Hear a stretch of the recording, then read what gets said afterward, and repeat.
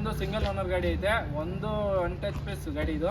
4 tyre ಹೊಸ ಟೈರ್ಗಳಿರೋದು, ಹಿಂದೆಗಡೆ back tyre ಹೊಸ ಟೈರೇನೆ. ಟೈರ್ಗಳು ಹಂಗೈತೆ ಅಂತ ನೀವೇ ನೋಡ್ಬೋದು.